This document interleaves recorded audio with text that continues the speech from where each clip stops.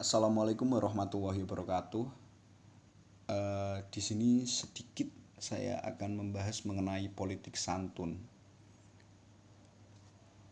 Sebelum membahas mengenai politik santun, pertama-tama saya akan membahas mengenai politik terlebih dahulu. Politik sendiri itu adalah suatu alat untuk menggapai suatu tujuan tertentu, baik yang dilakukan perorangan atau suatu institusi tertentu. Suatu alat atau apapun yang digunakan untuk menggapai suatu tujuan, baik itu tujuannya baik maupun tujuannya buruk, sama saja. Itu yang namanya politik. Yang ingin saya bahas terlebih dahulu yakni salah satu alat yang sekarang banyak sekali oknum yang menggunakannya. Agama sebagai politik atau politisi agama, yaitu mau upaya untuk mempergunakan agama sebagai alat berpolitik. Ini pun bisa terjadi sekarang itu juga karena ada kerjasama dari pemimpin agama. Pada umumnya yang lebih diuntungkan adalah para politisinya ketimbang para pemimpin agamanya.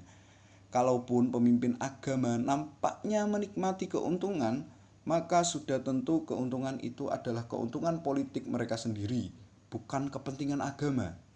Karena kalau agama itu agama teistik, yaitu agama yang isi kepercayaannya yang diyakini benar secara mutlak adalah sesuatu yang ilahi, yang mutlak, yang kekal, atau apapun namanya, Yahweh, Tritunggal, Allah Subhanahu wa taala, Sang Hyang Widiwasa dan sebagainya.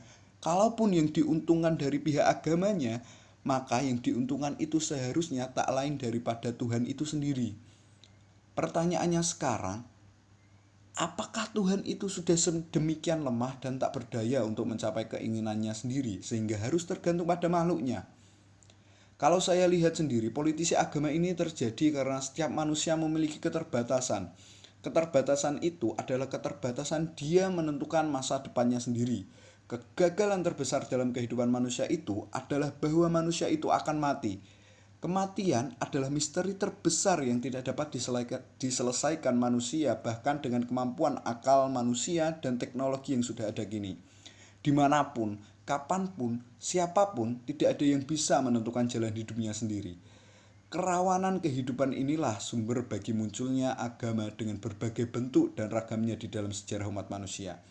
Reaksi manusia terhadap kerawanan hidupnya itulah yang menimbulkan berbagai macamnya agama dan kepercayaan sejalan dengan beragamnya budaya dan peradaban manusia. Dalam kerangka itulah, agama adalah fenomena kebudayaan, suatu interpretasi manusia atas kerawanan hidupnya. Tapi kali ini kita akan membahas mengenai politik yang santun, yang mana suatu tindakan politik yang berorientasi pada kemaslahatan umat, kemajuan, kesejahteraan bersama.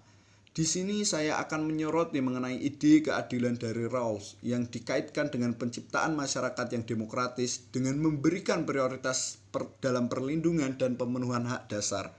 Ya, gagasan mengenai liberalisme politik yang diandai-andaikan Rawls. Gagasan ini hanya bisa terwujud manakala didukung oleh apa yang oleh Rawls disebut sebagai unoverlapping consensus. Konsensus ini terwujud dari sebuah kesatuan ide mengenai agama yang rasional, filosofis, dan doktrin moral dalam masyarakat yang diatur oleh itu. Dengan demikian, liberalisme politik bertujuan untuk menciptakan konsepsi keadilan politik yang memiliki karakter yang otonom atau berdiri sendiri yang dalam bahasa Rawls disebut freestanding view. Sebagai nilai dari politik value, konsepsi politik yang otonom tidak bisa menolak kehadiran nilai-nilai lainnya, semisal nilai personal, keluarga, dan perkumpulan, dan tentu tidak bisa dipisahkan darinya. Dengan mengajukan konsepsi liberalisme politik, Rawls sebenarnya tengah membidik dengan apa yang diupayakan untuk menciptakan suatu konsepsi keadilan politik. Konsepsi ini memiliki 3 pokok pikiran utama. Yang pertama yaitu subjek keadilan politik. Tentang ini, Rawls menyebut ada basic structure of society, yaitu kehendak utama dari hadirnya struktur dasar masyarakat yang dimaksudkan menciptakan demokrasi konstitusional modern untuk menggambarkan sebuah masyarakat politik sosial dan institusi yang utama dan bagaimana mereka bekerja sama dalam satu sistem sosial dari satu generasi ke generasi lainnya. Yang kedua, terkait dengan mode of recension, di mana konsepsi keadilan politik haruslah digambarkan sebagai pandangan otonom. Konsepsi politik yang didasarkan sebagai pandangan otonom haruslah merupakan sebuah bangunan pemikiran yang tidak didasarkan atas gagasan yang diderivasikan dan dari doktrin apapun ke dalam struktur dasar masyarakat. Dan ini yang perlu dicatat.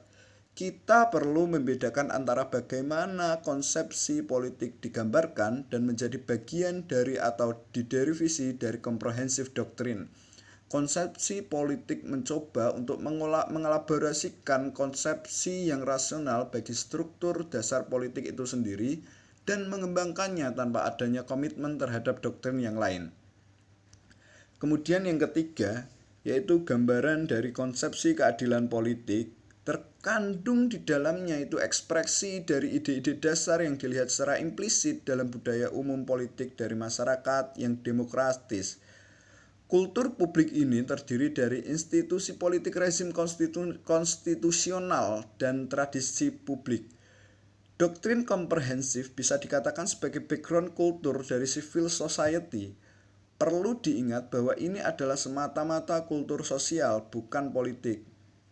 Ide utama dari pokok pikiran ini dikembangkan melalui dua dasar. Yang pertama yaitu ide warga masyarakat sebagai individu yang bebas dan setara. Kemudian yang kedua, well-ordered society sebagai sebuah masyarakat yang efektif diatur oleh konsepsi keadilan politik. Banyak sekali pekerjaan rumah kita, banyak masalah kemanusiaan besar yang harus diselesaikan oleh berbagai pihak dari anak bangsa ini. Lebih dari 70 tahun Indonesia telah merdeka. Kita telah mencapai sebuah negara kesatuan, melakukan konsolidasi hukum, mempraktekkan demokrasi, dan merealisasikan HAM dengan semua kekurangan dan kelebihannya. Namun situasi yang berkembang kini telah membawa Indonesia dalam situasi yang perlu mendapatkan perhatian. Demokrasi yang berkembang ternyata hanya demokrasi politik, tapi belum menyentuh demokrasi yang lebih substansial, yaitu demokrasi sosial. Demokrasi yang ada mengalami defisit moral. Hak asasi yang muncul ini baru hak asasi politik dan belum menyentuh hak asasi yang terkait ekonomi, sosial, budaya, dan lain-lainnya.